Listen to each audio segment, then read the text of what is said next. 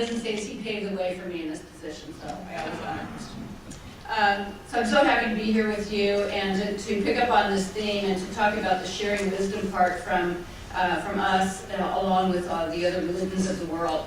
Years ago, before my ministerial life, I worked in a cancer treatment center, and I spent time as a volunteer for an organization called Cancer Lifeline, which is a phone support line for cancer patients. And part of our training was the understanding that we live our life in concentric circles, from the innermost place of our innermost being to our life with our family and our friends, and then our co-workers, and on and out to the world.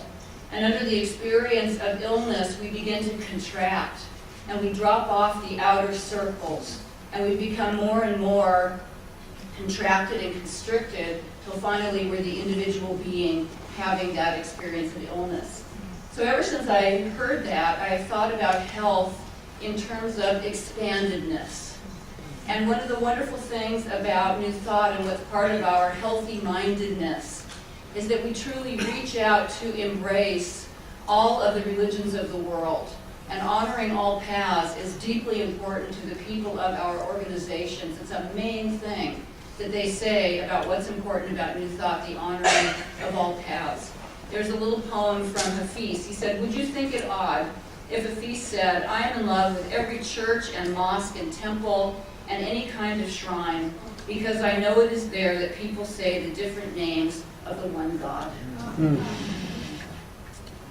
if you wondered what you're doing here, I'm sure you haven't wondered what you're doing here, but how you are to be here, or what it means for you to be here in this conference, this incredible world conference, is you are here carrying that vibration of love and that deep honoring of all paths, wherever you go here, whatever sessions you attend. There's a writer who said that just as no one language, one human language, contains all of the sounds that a human being can make, and it takes all the languages of the world to even begin to utter the sounds that we can make, and all the meaning. There is no one religion that contains all of the revelations that the human can have about the divine, about the infinite. And it takes all the religions of the world to even begin to express the revelation that we can have on the one that is basically so unknowable. And so we have this deep opportunity and this deep conviction to stand in the truth of our own denomination, our own practice of New Thought. His Holiness the Dalai Lama once said, "It is so important that you deepen in your own tradition, and then from that place you branch out to embrace." So we get to deepen in this practice that we love, but also to extend our hearts and to appreciate wisdom as it is shared from one religion, one denomination to another. I know so many of my ministerial colleagues, and I as well, when we construct our talks, we borrow from all the traditions and all of the many paths that speak to the very truths that we embrace. I came across an interesting quotation from Houston Smith, who wrote The Religions of Man, and he said that it is that our age is the first age archaeologists have discovered that does not have at its center a temple. We have a stadium or a shopping mall. And as sad as that is, perhaps it's one of those beneficial things as well, because it guides us to know that we are the living temple. That we are the temple of the living Spirit, and we are here to stand in the truth of the faith that we know and that we believe and that we honor and that we celebrate, and to embrace all the other paths as we go about doing that. And I think it's so crucial in this time of such profound change, the changes that we see in our culture and the changes that we are feeling in the cells of our body.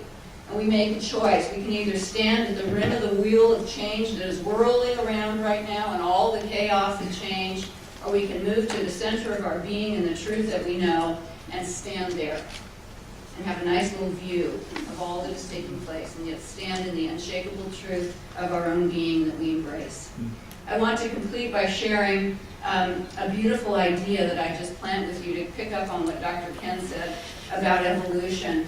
A friend articulated an image of evolution to me the other day. She said, think of evolution as a huge waterfall like Niagara or Victoria Falls, these huge falls that want to carry us into newness. And someplace before the edge of the falls, humanity has gone off into a little eddy. And in that eddy, we're kind of spiraling around, but we become tethered by lines and then swaddled in the status quo, swaddled in how we think it has to be.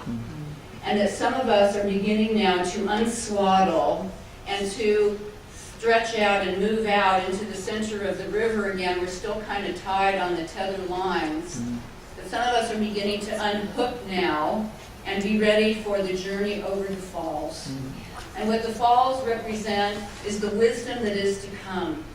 It's not only that we share wisdom with each other and with all of the religions of the world. Let us be open to the wisdom that is waiting to come. Yes. Because for all we know, there are ideas beyond the ideas that we know.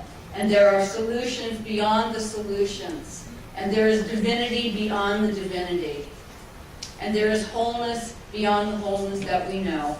And most certainly there is love beyond the love that we know. Let us unhook and go over the falls together. What do you say? Yeah.